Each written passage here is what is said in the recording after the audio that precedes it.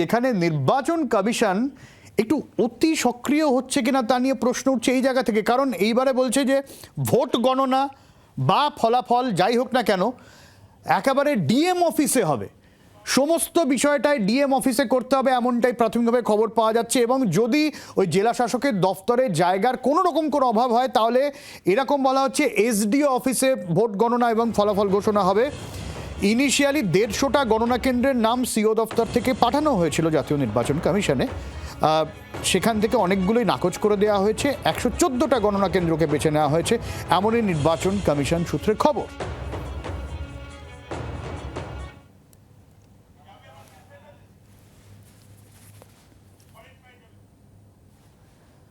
আর ঠিক এই জায়গায় যেমন এই জেলা শাসকের অফিসে গণনা হতে হবে, ফলাফল ঘোষণা করতে হবে, সেরকম রয়েছে ভোটার স্লিপ নিয়েও একটা বিষয় সামনে আসছে, যেখানে ভোটার স্লিপ বিলি করা নিয়ে আমরা জানি ঘরে ঘরে যেরকম এক একটা পলিটিক্যাল পার্টি আসে সেখানে আমাদের পার্ট নাম্বার বা কোন বুথ সেটা লেখা থাকে, সেইখানে কোনো রকম কোনো রাজনৈতিক দলের লোগো আর ব্যবহার করা যাবে না। কমিশনের লোগো দেওয়া ভোটার স্লিপই ব্যবহার করতে হবে। যদি এর অন্যথা হয় তাহলে সেই দলের বিরুদ্ধে ব্যবস্থা নেওয়া হবে, এমনটাই নির্বাচন কমিশন থেকে দেওয়া হলো। এবং সেই ভোটার স্লিপে ভোটারের নাম থাকবে, কার্ড নম্বর থাকবে, পার্ট নাম্বার, বুথ নম্বর থাকবে, দলের লোগো দিয়ে ভোটার স্লিপ বন্ধ।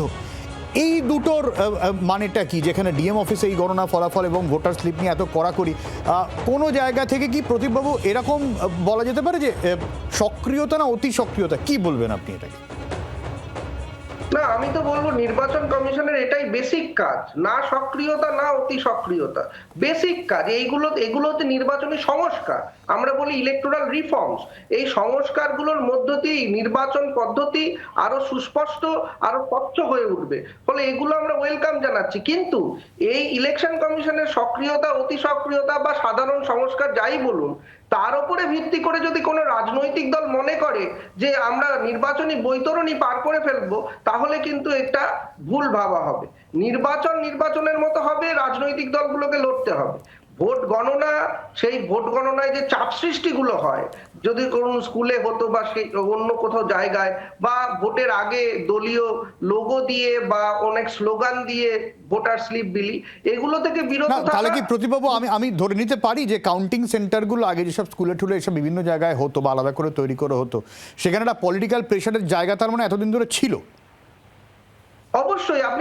আমরা তো পশ্চিমবঙ্গে এই ঘটনা দেখেছি যে কেন্দ্রীয় বাহিনী উপস্থিত রয়েছে, তা সত্ত্বেও তাদের সামনে কিভাবে দু দলের লোকজন হাতাহাতিতে জড়িয়ে পড়েছে, একে অপরের প্রতি আস্ফালন কিভাবে দেখিয়েছে, তো ফলে স্লোগান শাউটিং হয়েছে। ফলে এইগুলো থেকে বিরত থাকার জন্য খুব ভালো যে এগুলো হোক, কিন্তু আমি বলার চেষ্টা করছি যে নির্বাচন কমিশনের এটা একটা সংস্কার বলতে পারে, কিন্তু এটার উপর ভিত্তি করে নির্বাচনী বৈতরণী কিন্তু পার করা যাবে না। কোনো একটা রাজনৈতিক দল যদি ভাবে যে এটাতে কোনো একজন রাজনৈতিক দল ব্যাকফুটে চলে গেল, সেটা ভাবার কোনো কারণ নেই।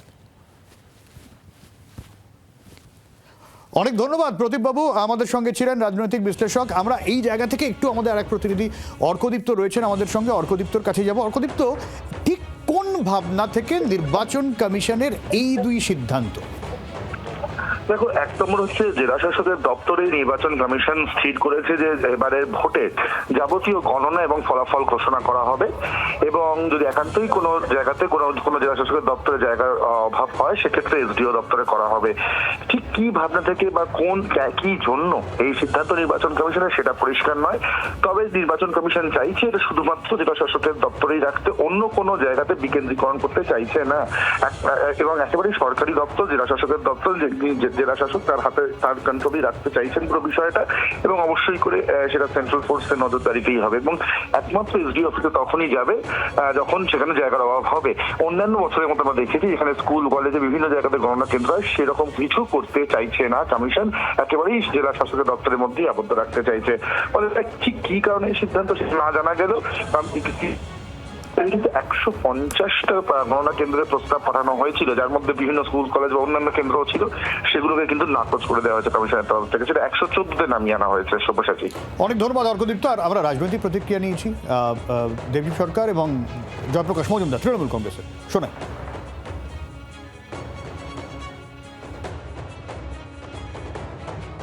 যে কোনো পরিস্থিতিতে বিজেপি তৈরি লড়ার জন্য যে কোনো জায়গায় গণনা হোক, তবে সেটা যেন একটু শান্তিপূর্ণ জায়গা হয়। সাধারণত বহু জায়গায় রাজ্য নির্বাচন কমিশনকে একটি রাজ্য নির্বাচনী দপ্তরে পরিণত করেছিল তৃণমূল সরকার, এবং এই তৃণমূল সরকার যেভাবে মানুষের বিরোধিতা করার অধিকারকে বাজেয়াপ্ত করেছিল, ভোটদানের অধিকারকে চুরি করে নিয়েছিল, সেটা বন্ধ হোক।